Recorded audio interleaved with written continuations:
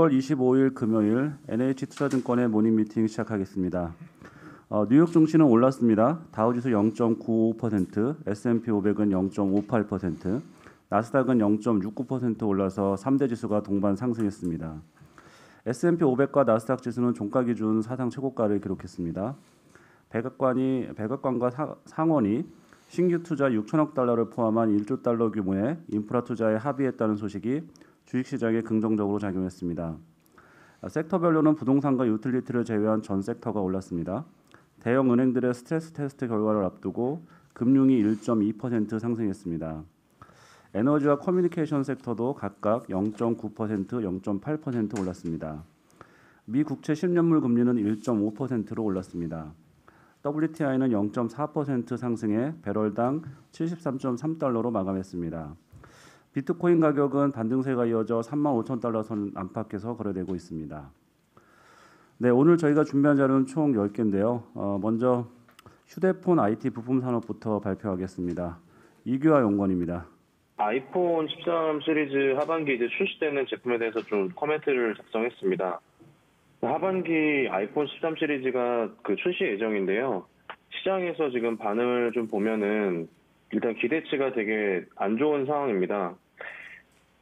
작년에 출시됐던 아이폰 12 판매가 일단 좋았었고요. 반도체 공급 부족 등 영향 때문에 이제 그렇다고 시장에서는 생각을 하고 있는데요. 저희는 오히려 최근 이제 외부 환경을 봤을 때 우려보다는 좀 양호한 것으로 판단해서 관련 업체인 LG노텍과 BH가 수혜가 있을 거라고 좀 보고 있습니다. 일단 부진할 거라고 시장에서 보는 제일 큰 이유는 아이폰 12 시리즈가 작년에 이제 판매가 잘 됐다는 거고요. 그러니까 2년 연속으로 판매가 잘 됐던 적이 없다고 이제 시장에서 판단을 하는 건데, 과거 사례를 보면은 실제로 아이폰 6부터 7까지 이제 거의 3년 동안은 연속으로 이제 잘 판매가 됐던 적이 있었고요. 반도체 공급 부족 같은 경우에도 2분기까지 이슈가 좀 있었는데, 최근에 이제 좀 살펴보면 TSMC가 아이폰 13에 탑재되는 A15 생산을 최우선으로 할 거다 이제 이렇게 알려져 있어서 지금 다른 업체들 대비해서 아이폰이 확실히 좀 우위에 있을 수 있다 이렇게 좀 보고 있습니다. 수요 쪽에서도 판매량이 생각보다 좀 좋을 수 있다고 저희가 보는 거는 기존의 중국이랑 유럽에서 플래그십 스마트폰 시장의 가장 큰 경쟁자인 화웨이가 하반기 경쟁작 출시가 좀 어려운 상황이고요. 그다음에 글로벌 5G 통신 서비스가 이제 본격화되는 부분이 있기 때문에 5G 스마트폰 수요 확대에 수혜를 입을 거라고 좀 보고 있습니다. 상대적으로 애플이 하반기에 삼성전자나 중화권 업체들 대비해서는 양호한 스마트폰 판매를 할 거라 좀 기대를 하고 있기 때문에 LG노텍이랑 BH, ITM 반도체, 더우전자 같은 애플 부품 업체들의 수혜가 좀 기대가 되고요. 최근에 이런 아이폰 13 판매가 안 될 거라고 하는 이제 우려 때문에 밸류에이션이 많이 낮아져 있어서 판매가 양호할 경우에는 주가 상승세가 클 수 있을 거라고 기대를 하고 있습니다. 이어서 주식 전략 먼저 듣고 다시 산업기업 분석 발표하겠습니다. 금요일에 미리 보는 주간 투자 전략입니다. 김영환 연구원. 최근 코스피 상황을 보면은 12개월 선행 PER 기준으로 11.9배에서 12.0배 수준을 꾸준하게 유지를 하고 있는데요. 딱 그만큼, 그러니까 이익 전망의 상향분만큼 완만한 상승 흐름을 보이고 있는 패턴입니다. 다음 주에도 이런 흐름은 이어질 공산이 크다고 생각을 하고 있고요. 그리고 업종은 자동차, 그리고 리오프닝 관련 의류, 면세점, 카지노 이런 주식들이 단기적으로는 좋지 않을까라는 생각들을 하고 있습니다. 다음 주에 나올 이벤트들을 좀 정리를 해보면은 일단 한국의 수출이 7월 1일 날 발표가 되고요. 그리고 7월 같은 날 7월 1일부터 사회적 거리두기의 개편안이 도입이 됩니다. 현지 확진자 수 적용하면은 수도권은 2단계, 비수도권은 1단계 기준이 적용이 되는데요. 1단계라는 거는 거의 대부분의 자율 규제 이상의 의무적인 사적 모임 인원수 이런 것들이 다 해제가 된다라는 의미고요. 수도권 2단계도 지금보다는 좀 완화가 되는, 지금은 사적 모임을 4명까지 할 수 있으면은 8명까지로 늘어나고, 지금은 저녁 시간에 10시까지 영업을 할 수 있으면은 12시까지 늘어나는 이런 효과들이 있습니다. 근데 리오프닝 관련해서는 일단 실내에서 마스크 미착용할 수 있는 백신 접종자들이 생긴다는 점, 그리고 다중 이용 시설, 그러니까 밀폐된 공간에 많은 사람들이 모이는 거에 대한 규제가 완화되는 부분 이런 것들이 관련 업종들에 좀 긍정적이지 않을까라고 생각이 됩니다. 또 7월 2일 날에는 미국의 비농업 고용이 발표가 될 예정인데요. 지금 컨센서스는 60만 명 정도고요. 이번 고용은 좀 중요한 의미가 있는데 미국의 지금 21개 주에서 그 특별실업수당 지급이 순차적으로 종료가 되고 있고요. 그런데 이게 6월까지 종료되는 게 21개라는 의미입니다. 그런데 이게 어느 정도 특별실업수당을 주고 있기 때문에 미국 고용이 빠르게 살아나고 있지 않았다라는 게 이제 4월에서 5월까지 고용 쇼크가 나오면서 확인됐던 바였는데 그럼 6월부터 실업수당이 줄어들면은 고용이 그만큼 늘어날 거냐라는 우리가 가지고 있던 가설을 검증하는 첫 번째 데이터가 될 거고요. 여기서 실업수당이 빠르게 늘어나 주면은 약간 경제 측면에서 자신감을 얻게 되는 부분도 분명히 있을 거고 연준 입장에서도 완화적 통화 정책을 유지해 주는 게 경제가 살아나는 데 도움이 되고 있구나라는 믿음을 좀 가져갈 수 있다라는 측면에서 좀 전반적인 큰 그림을 그리는 데는 미국의 고용 보고서의 고용 호조가 좀 중요하다라고 생각을 하고 있습니다. 이상입니다. 네, 이어서 어제 밤에 발표된 미국의 인프라 투자 법안에 대해서 합의에 대해서 조윤주 연구원 말씀드리겠습니다. 네, 어제 인프라 법안이 합의됐다라고 뉴스가 나왔는데요. 실질적으로 이제 내용을 보시면 법안이 나온 건 아니고요. 원래 이제 공화당 상원에서 주장했었던 전통 SOC 관련 부분에 대해서만 합의했다라고 보시면 됩니다. 금액은 5,790억 달러 정도밖에 안 되고요. 거기서 3,000억 달러 정도가 교통 인프라, 그리고 2,500억 달러 정도가 교통 외의 다른 전통 인프라기 때문에 민주당에서 거듭 강조했던 전기차 충전이라든가 아니면 신재생 세액공제라든가 아니면 복지 정책들은 전혀 포함되지 않았다라고 보시면 됩니다. 그나마 전기차 지원금 150억 달러 그리고 브로드밴드 설치 한 600억 달러 이 정도라고 생각하시면 되고요. 민주당에서 원래 주장했던 금액은 전기차 충전소가 2,000억 달러인데 지금 어제 들어있는 내용은 전기차 충전소가 150억 달러밖에 안 되기 때문에 실질적으로 합의가 된 부분은 전통 SOC 원래 민주당에서 주장했던 전통 SOC랑 공화당에서 주장했던 전통 SOC 합의했던 부분 그 부분만 발표됐다라고 보시면 될 것 같습니다. 그리고 신재생이나 세금 부분은 전혀 합의가 안 된 거고요. 그래서 저희가 봤을 때는 전통 SOC 합의된 부분만 양당 통과를 7월 달에 빠르게 진행을 할 것 같고요. 나머지 신재생 세액공제라든가 아니면 자녀 세액공제 이런 복지 정책 그리고 세금 관련된 이슈는 따로 또 법안을 만들어서 민주당 단독으로 통과시키려는 움직임이 나타날 것이다. 이렇게 판단하고 있습니다. 관련해서 어제 주식시장은 그것 때문에 많이 올랐잖아요. 예, 앞으로도 그런 이제 과정들이 있을 텐데 시장 영향 좀 어떨지 같이 좀 말씀해 주세요.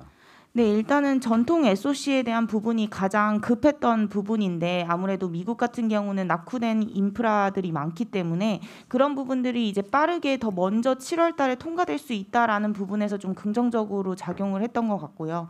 다만 신재생이나 복지나 기존의 시장이 예상했던 금액 대비 나머지 부분들은 이제 통과가 아직 안 돼 있기 때문에 완전 인프라의 대규모 인프라 법안이 통과됐다라고 보기는 어렵고요. 다만 전통 SOC는 원래 민주당에서 주장했던 금액 정도이기 때문에 어느 정도 소재 산업재 부분은 좀 긍정적으로 반영이 됐다라고 보고 있습니다.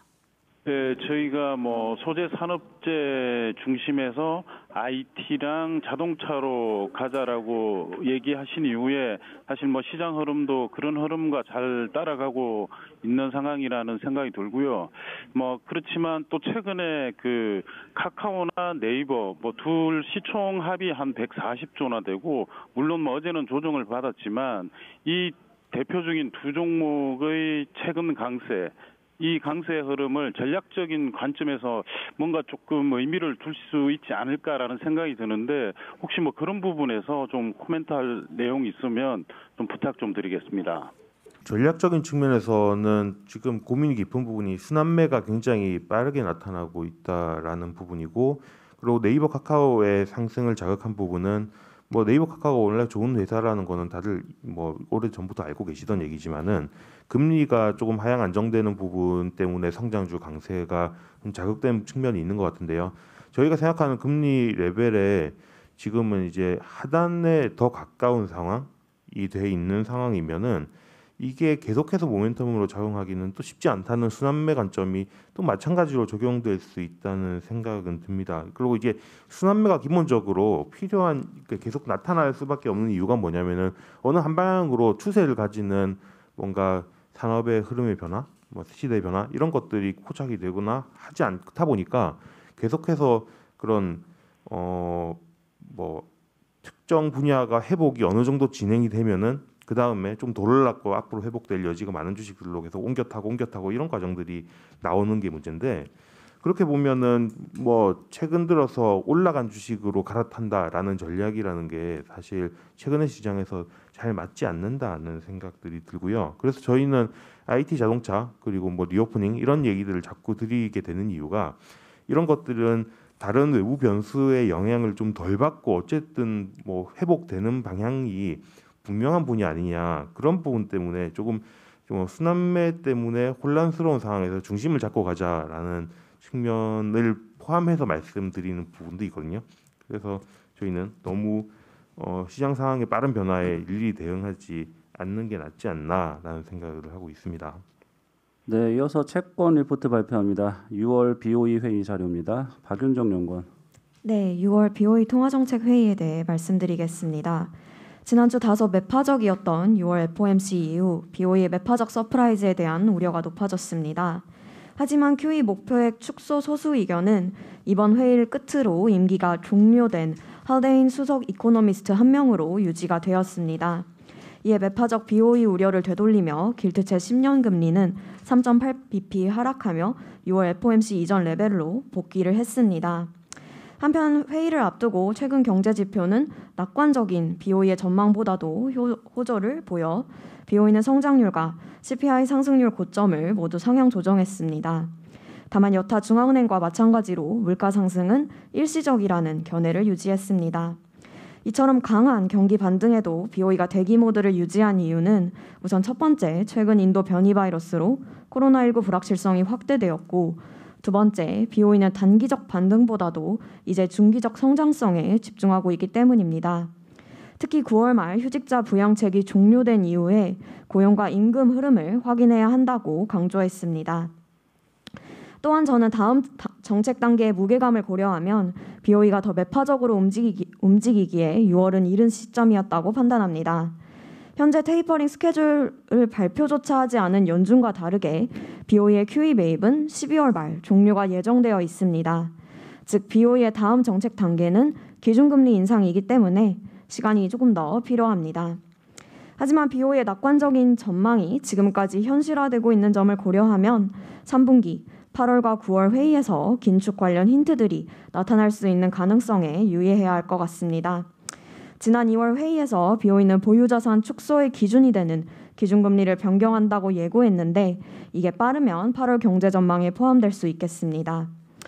6월 중순에 저희가 발간한 유럽 월보에서 말씀드린 대로 당분간 길트채 10년물 금리는 0.70에서 0.85%의 박스권을 유지할 것으로 예상합니다. 하지만 하반기로 갈수록 연말 QE 매입 종료, 2022년 BOE의 긴축 가능성을 반영하며 길트채 금리도 미국, 유럽 등 주요 선진국 금리와 함께 공히 상승세를 보일 것으로 전망합니다. 이상입니다. 어제 국내 쪽 이제 뉴스 보니까 국내 금리 인상 시기가 좀 더 빨라질 거라고 이제 예상된다고 나오던데 그거에 대한 코멘트 좀 부탁드리겠습니다.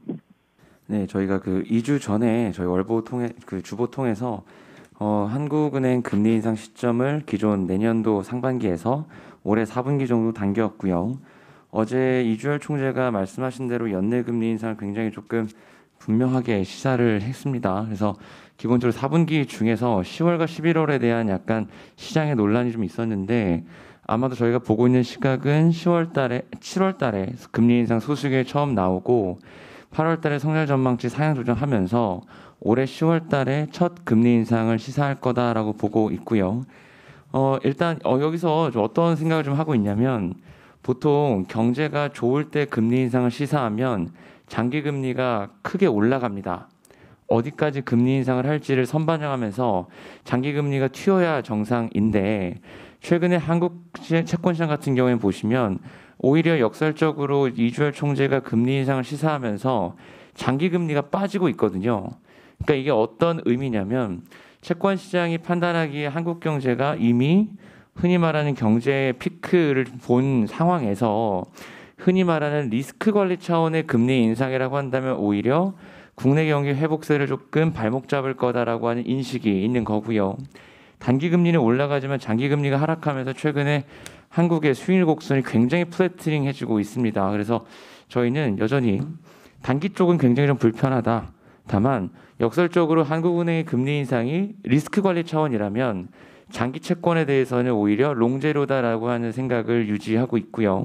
여전히 10년 국채에 대해서는 매수 관점에서 접근을 하시는 게 맞는 것 같다 생각하고 있습니다. 저희는 내년까지 2번의 금리 인상을 하고 1% 기준금리까지 갔다가 이제 쉴 거다 생각을 유지하고 있습니다. 이상입니다.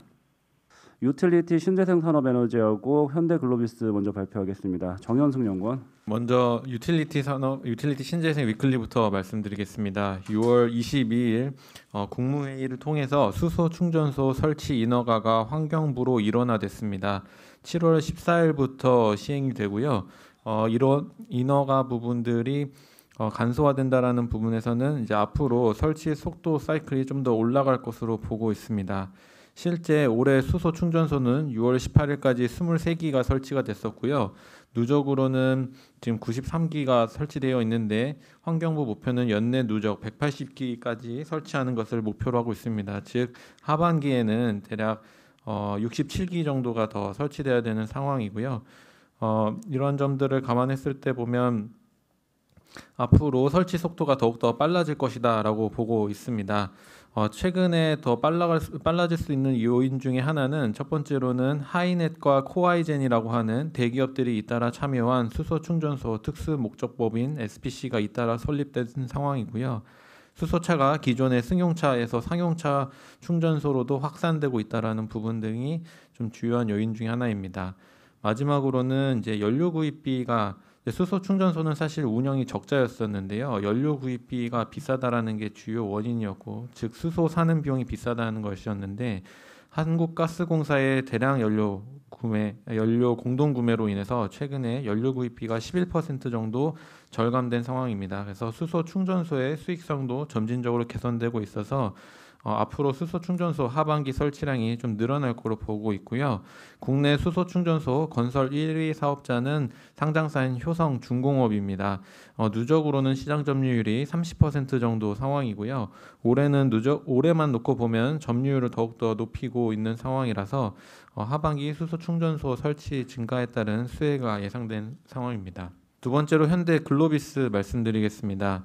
현대글로비스 실적 전망치를 상향 조정했고요. 매출액 연간 21년 매출액 전망치 3.8%, 영업이익 4.5% 정도 상향 조정했습니다. 실적 전망치 상향 요인은 해운사업부, 특히 완성차 해상운송 사업에서 수익성 개선입니다. 사실 완성차 생산 차질로 인한 수송량이 부진한 상황인데요. 컨테이너 수송 차질로 인한 이제 스팟성 화물이 일부 유입이 되면서 이 부분을 오히려 만회하고 있는 상황이고, 이제 컨테이너 스팟 운임이 더 높기 때문에 오히려 수익성은 개선된 것으로 추정하고 있습니다. 3분기에는 이제 생산이 일부 정상화되고 긴급성 화물이 증가하면서 다시 재차 본 사업에서 외형 성장이 증가할 것으로 보고 있고요. 컨테이너 화물 유입으로 인한 수익성 상승 영향은 일부 축소되지만 볼륨 증가에 따른 고정비 부담 완화, PCC 적재량 상승, 그다음에 환율 상황까지 감안하면 전반적인 수익성 개선이 나타날 것으로 보고 있습니다. 길게 보면 2022년까지 실적 개선이 좀 나타날 것으로 보고 있습니다. 밸류에이션 상으로는 현재 지금 PER 12배 정도 수준이고요. 사실 하반기 지배구조 개편 가능성이 존재한다는 측면에서 일정 부분 불확실성이 있는 건 사실입니다. 다만 이제 그런 부분들을 감안해서 밸류에이션이 계속 확장되지 못하고 있었던 상황이었는데요. 수소 운반이나 차량용 배터리 재활용, 그다음에 해외 중고차 사업, 해외 물류 거점 확보 등을 통해서 중장기 밸류에이션 확대 기회 요인은 남아 있다라고 판단하고 있고, 내년까지 실적 개선에 대한 방향성은 좀 확실하다고 보고 있기 때문에 추천을 드리도록 하겠습니다. 이상입니다. 그 수소 충전소 그 업계 1위가 이제 효성중공업인데요. 그 계속 좀 적자가 누적이 되는 것 같은데 흑자 전환 가능한 게 언제 정도인지 설명 좀 부탁드리겠습니다. 지금 수소 충전소 건설 관련해서는 수익성이 적자 형태는 아닌 것으로 알고 있고요. 소폭의 수익을 내고 있는 것으로 알고 있고 아마 누적적으로 설치가 늘어나고 특히 이제 부품들이 국산화되면 수익성이 추가적으로 개선될 것으로 생각합니다. 이어서 삼성전자 발표하겠습니다. 도현호 연구원. 일단 2분기 실적은 시장 예상치보다 더 훨씬 잘 나올 것 같고요. 영업이익이 11.4조 원으로 전분기 대비해서 한 20% 정도 증가할 것 같습니다. 실적 개선을 주도하는 부분은 반도체입니다. 반도체가 6조 원 이상 영업이익이 나올 것 같고 디스플레이도 상당히 잘 나올 것 같습니다. 1조 1천억 원 정도 나올 것 같고 IM 부분이랑 그 CE 부분, 가전 부분은 최근에 뭐 원자재 가격도 올라가고 뭐 물류 비용도 좀 많이 올라가고 있고 그리고 인도랑 그 베트남의 삼성전자 그 스마트폰 공장이 있는데요. 그쪽에 코로나가 많이 확산되기 때문에 이쪽은 실적이 좀 별로다 이렇게 보시면 될 것 같습니다. 반도체가 좋은 이유는 2분기가 그 올해 연간으로 봤을 때 디램, 낸드 플래시 가격이 제일 많이 올라가는 분기이기 때문에 그렇다 이렇게 보시면 됩니다. 디램 가격이 13% 정도 올라갈 것 같고 낸드도 4분기 만에 플러스 전환하면서 한 2% 정도 상승하지 않을까 그렇게 생각하고 있습니다. 그리고 디램 출하량도 최근에 이제 서버 투자가 뭐 아주 좋기 때문에 9% 정도 증가하지 않을까 그렇게 생각을 하고 있습니다. 디스플레이는 뭐 일회성 이익이 있는데요. 그 일회성으로 그 고객사 가동률 관련해서 이제 보상금 들어오는 게 있는데 그게 한 7,500억 정도 돼서 그 1조 1천억 원 중에서 그 7,500억은 일회성이다 이렇게 보시면 될 것 같습니다. 이거는 뭐 확실하지는 않고요. 그 아직까지 그 협상이 다 완료가 안 된 상황이기 때문에 2분기 안 들어오면 3분기 둘 중에 하나 그 들어올 것 같은데 저는 2분기에 들어온다라고 생각해서 2분기 실적에 그걸 반영을 했습니다. 일회성을 제외하면 영업이익은 한 10조 4천억, 10조 한 10조 5천억 정도 되지 않을까 그렇게 생각을 하고 있습니다.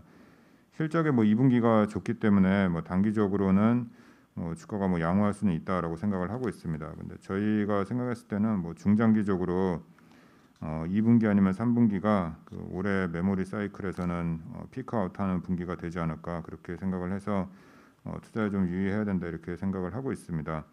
최근에 투자자들이 관심이 제일 많은 게 3분기에 디램 고정거래 가격 어떻게 체결되고 있나 이거를 제일 많이 물어보시는데 전분기 대비해서 한 8% 정도 올라가지 않을까 그렇게 보고 있습니다. 시장의 컨센서스는 10% 이상 올라간다라는 건데 저희가 파악하고 있는 거는 8% 정도로 보고 있고 최근에 뭐 수요 업체랑 공급 업체 사이에 메모리 가격의 좀 방향성에 대해서 이견이 상당히 많아서 현재 계약 체결 자체가 뭐 잘 안 되고 있는 분위기고 중국의 스마트폰 업체들이 코로나19 확산 등을 이유로 2021년 출하량 목표치도 좀 많이 내려놓은 상황이고 최근에는 뭐 PC도 시장 뭐 그 채널 같은 걸 좀 체크를 해보면 2분기가 피크아웃하는 좀 분위기다 이렇게 좀 얘기를 하고 있습니다. 그리고 서버는 2분기부터 수요가 본격적으로 올라가고는 있지만 그 투자 사이클상 한 4분기 정도까지 투자를 좀 많이 하고 내년 1분기부터는 다시 투자가 좀 줄어들지 않을까 그렇게 생각을 하고 있습니다. 이상입니다. 다음은 푸드나무 강경근 연구원입니다.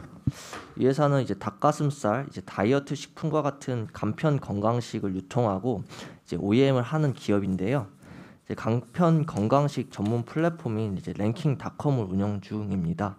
이제 맛이닭, 이제 러브잇 등 이제 총 18개 자체 브랜드를 보유하고 있고 이제 타사 브랜드를 포함해 현재 300여 개의 브랜드가 입점해서 판매 중인 상황입니다.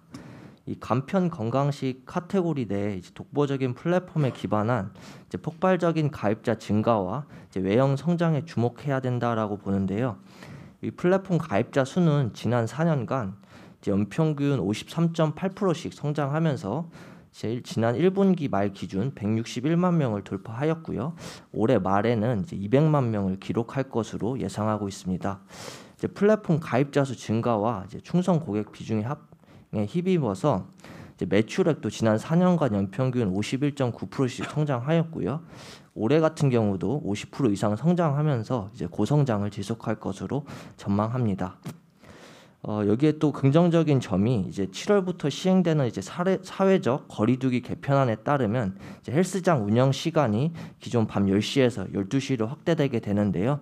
향후 이제 백신 공급 확대에 따른 이제 헬스장 운영 정상화 시 이는 자연스럽게 이제 간편 그 다이어트 식품이나 이제 닭가슴살을 파는 동사의 실적 성장으로 이어질 것이다라고 보고요. 여기에 올해 하반기부터는 이제 중국 윙이푸드와 JV를 설립하여서 이제 중국 진출이 본격화되는데 이 부분도 좀 긍정적인 요인으로 보고 있습니다. 이 회사가 그 2018년에 상장을 하였는데 18년 대비 이제 매출이 거의 올해 한 3-4배 정도 올랐는데 주가는 거의 오르지 못했습니다. 그 이유가 이제 공격적인 확장을 위한 이제 마케팅 비용 증가로 이제 수익성 성장이 좀 제한됐다라는 점인데요. 이 회사가 2018년도에 모델을 이제 권역수를 쓰고 2019년에는 이제 차승원, 작년부터는 이제 조인성을 쓰면서 이제 광고 선전비가 이제 급격히 좀 늘어나면서 수익성 성장이 제한됐습니다. 하지만 지금은 이제 플랫폼 이제 확장기인 만큼 이 단기 수익성보다는 가입자 수와 이제 외형 성장에 무게 중심을 둬야 한다라고 생각을 하고요. 이미 그 100억 원 후반대 영업이익 체력을 확보한 상황이고 이제 이익 가시성이 높아진 상황이기 때문에 지금부터는 이제 주식을 모아가야 되는 시기가 왔다라고 생각합니다. 이상입니다. 네, 혹시 뭐 유사한 비교 가능 기업이 있다고 하면 대비해서 밸류에이션 수준은 어떤지 좀 같이 얘기할 수 있을까요? 사실 이 회사가 유사 기업을 좀 국내에는 아직 상장 안 했습니다. 이제 허닥이랑 아임닥이 있는데 이제 그 회사들은 아직 가입자 수가 좀 50만 명 미만이고 이익도 아직 제대로 나오고 있는 상황이 아니라서 좀 비교하기 적합하지 않고요. 이제 밸류에이션 같은 경우는 올해 기준으로 23배인데 이게 그 단순히 그 닭고기 생산 유통을 하는 기업으로 보면은 이 밸류에이션이 비쌀 수 있지만 요 랭킹닷컴 플랫폼 가치를 보고 향후에 이제 이익이 급증하게 되는 이제 23년부터는 밸류에이션이 좀 급격하게 낮아지기 때문에 지금 수준에서 미리 접근하는 게 좀 유효하다라고 생각하고 있습니다. 이어서 IB 기명 발표하겠습니다. 정지현 연구원. 네, IB 기명 의무 공표 자료 말씀드리겠습니다. 저희 메가스터디 교육 연결 자회사이기도 하고요. 편입과 컴퓨터 및 직업 교육 사업 영위하고 있는 교육 기업입니다. 먼저 편입 같은 경우에는 1분기 기준으로 시장 점유율 80%에 달하는 단연 1위 사업자입니다. 코로나로 청년 취업난이 가중되고 대학들이 원격 수업을 시행하면서 자유시간이 늘어난 대학생들이 활발한 전공 및 진로를 변경하면서 그에 따른 수혜를 받고 있습니다. 따라서 올해 실적도 상당히 좋을 것으로 예상하고 있는데요. 단기적인 요인이 아니라 내년에 약학대 그리고 후내년에 경찰대 편입학을 신규로 모집하면서 중장기적인 외형 성장도 예상됩니다.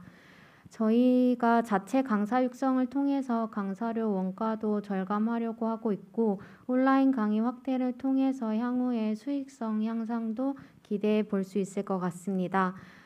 그리고 이제 컴퓨터나 직업 교육에 대해서 좀 말씀드리자면 네카라쿠베라고 하죠. 최근에 네이버나 카카오 쿠팡 등에서 IT 개발자 채용이 증가하면서 초등학생들뿐만 아니라 성인 그리고 직장인들까지 컴퓨터 교육에 대한 수요가 급증하고 있습니다. 따라서 저희가 컴퓨터 분야 매출 비중을 작년 24%에서 올해는 30% 이상까지 높이겠다는 계획을 하고 있습니다. 현재 주가 기준으로 2021년 PER 16배 수준으로 국내 교육기업 평균보다는 다소 높지만 편입의 업황 호조 그리고 컴퓨터, 간호, 뷰티, 금융권, 취업 등 향후 성장성이 있는 교육 카테고리로 진출하고 있고 기존 교육 기업들의 타겟 고객층인 초등학생, 중학생, 고등학생이 아니라 새로운 청년층이 유입되고 있다는 점을 감안하면 밸류에이션 프리미엄 정당화될 것으로 보고 있습니다. 네, 이어서 유통산업 이마트의 이베이 코리아 인수 리포트입니다. 이지영 연구원. 네, 이마트 어저께 이베이 코리아 지분 80% 3.4조 원에 인수한다고 공시하였습니다. 당사에서는 중장기적으로 긍정적인 이벤트라 해석하고 있고요. 이마트의 주가가 현저하게 저평가 있는 현 시점을 매수 기회로 봐야 된다라고 라고 말씀드리고 있습니다. 일단 투자자분들이 제일 많이 궁금해하시는 거는 그 자금을 어떻게 조달할 것이냐라는 건데요. 자산 유동화 및 비핵심 사업 매각으로 충분히 충당할 수 있다 이렇게 말씀드리겠습니다. 지금 이마트가 보유한 부동산의 시가가 14조 원이 넘고요. 부지 한두 개만 추가로 유동화해도 충분히 확보할 수 있을 것으로 생각을 하고 있습니다. 그리고 또 두 번째로 궁금해하시는 게 왜 지분을 80%만 인수했냐라는 것인데 이마트 측에서 뭐 공식적인 입장은 아직 글로벌 이커머스 기업인 이베이와의 전략적 제휴가 필요하다라고 판단했기 때문이라고 합니다. 추후 이마트나 혹은 이마트가 아닌 제3자가 인수할 가능성도 열려 있다. 그래서 어떻게 보면 저희 쪽에서는 이제 카드를 많이 가지고 있는 거다라 생각해서 이것도 뭐 나쁘지 않은 딜 같다 생각하고 있습니다.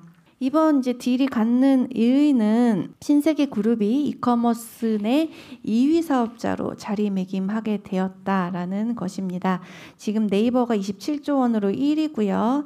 그 다음에 신세계그룹이 24조 원으로 2위가 되었습니다. 그리고 쿠팡은 22조 원으로 3위 사업자로 이제 밀려나게 되었고요. 그래서 중장기적으로 자회사 가치가 크게 상승할 것으로 보기 때문에 이마트를 지금 매수하자라는 의견 가지고 있습니다. 일단 첫 번째 변화는요, 양사 간의 시너지입니다. 그래서 이베이가 이제 보유한 게 플랫폼과 IT고요. 이마트가 보유한 게 이제 물류랑 MD 역량입니다. 요즘 이커머스는 뭐 하나만 잘해서는 안 되고요. 이제 쿠팡처럼 뭐 IT부터 시작해서 저 밑에 MD 소싱까지 다 들어와야 됩니다. 그래서 이런 엔드투엔드 커머스만 이제 좀 가능성이 있는 저희가 모델로 생각을 하고 있는데요. 저희 이번 인수를 통해서 이렇게 변화할 가능성이 있다는 거죠. 특히 이제 물류 쪽에서 앞으로 이베이를 서포트함에 따라서 이베이가 좀 좋아질 수 있을 것으로 보고 있고요. 물류에 대해서 말씀드리자면은 지금 신세계그룹이 전국에 7,300개의 점포를 가지고 있는데 이거를 모두 거점 물류센터나 혹은 다크스토어로 활용하고자 준비 중에 있습니다. 그리고 이뿐만이 아니라 지금 저희 온라인 전용 물류센터를 가지고 있는데 이거를 향후 4년 내에 2배 이상으로 확대하겠다는 계획이라서 솔직히 물류 캐파가 많이 늘어날 것 같고요. 그러면 이베이의 단점을 상당히 많이 보완해 줄 수 있지 않을까 생각하고 있습니다. 그다음에 두 번째 변화는 이제 1P와 3P를 어우르는 토탈 커머스 기업이라는 거죠. 그래서 지금까지 쓱닷컴 같은 경우에는 그로서리에 특화된 1P 사업자였습니다. 시장에서 고유한 위치를 점하고 있기는 하지만 대형 사업자로의 확장성은 좀 제한적이었던 거죠. 그래서 니치 플레이어로 봤는데 이번에 이제 3P를 본격적으로 끌어들이면서 이제 토탈 커머스 사업자가 된 거죠. 토탈 커머스 사업자가 되면은 이제 강점인 게 얘가 여기 모든 물건이 다 있고 또 이제 배송부터 시작해서 서비스도 다 그 커머스 기업이 직접 하기 때문에 차별화된 MD와 서비스가 가능하다라는 것이고요. 그래서 굳이 외부를 통해서 비교하고 들어오지 않는 독립된 플랫폼으로 성장 가능하다라는 것입니다. 그래서 쿠팡처럼 유료 멤버십 등을 강화해서 고객 락인 전략을 펼쳐나갈 것으로 기대하고 있습니다. 그다음에 마지막으로는 저는 상장 모멘텀도 기대해볼 만하다 생각하고 있습니다. 지금 쓱닷컴 상장이 뭐 빠르면 내년에 될 것 같다 이런 기사들이 많이 나오고 있는데요. 당사에서는 중장기적으로 이 쓱닷컴과 이베이 코리아가 합병할 가능성을 배제할 수 없다고 보고 있습니다. 지금 이제 쓱닷컴과 이베이 코리아를 합하면 매출이 2.6조 원인데 통상 글로벌 이커머스 기업들이 PSR 3배 이상을 받습니다. 그렇게 보면 좀 자회사 가치가 크게 계산이 되고요. 현재 이마트의 시가총액이 현저한 저평가 상태라고 분석할 수 있을 것 같습니다. 그래서 여태까지는 투자자분들이 이거 뭐 단기적인 뭐 자금 조달이라든지 그다음에 인수 시너지에 대한 불확실성 등으로 좀 꺼려 하셨었고 그래서 주가가 눌려왔습니다. 그래서 그런 리스크는 이미 주가에 반영이 되었고 이제부터는 이런 시너지 앞으로 어떻게 커머스가 변할 것인가 이런 기대감 그리고 또 상장 기대감을 가지고 좀 다른 시각으로 볼 만한 국면이 아닌가 생각합니다. 이상입니다. 네, 이어서 해외 주식 자료가 하나 있는데 NH 글로벌 섹터 탑픽이라는 자료입니다. 저희가 매월 발표하는 자료고요. 이 자료는 기업 분석부, 그러니까 각 산업 기업을 담당하는 섹터 애널리스트가 자기가 담당하는 섹터에서 가장 좋아 보이는 해외 기업을 추천하는 그런 리포트입니다. 이번 6호에는 총 16개 기업이 추천되어 있고 미국이 12개, 중국이 4개입니다. 잘 아시는 미국 패스트푸드 레스토랑 체인인 쉐이크쉑과 그다음에 중국의 2차 전지 소재 기업인 GM 테크놀로지, 그리고 해양 시추업체인 트랜스오션, 그리고 중국 전기차용 2차 전지 배터리 제조업체인 CATL, 그리고 알파벳을 이번 신규 추천 종목으로 편입하게 되었습니다. 자세한 기업 내용과 투자 포인트는 리포트로 참고하시면 되겠습니다. 네, 이상으로 6월 25일 모닝 미팅 마치겠습니다.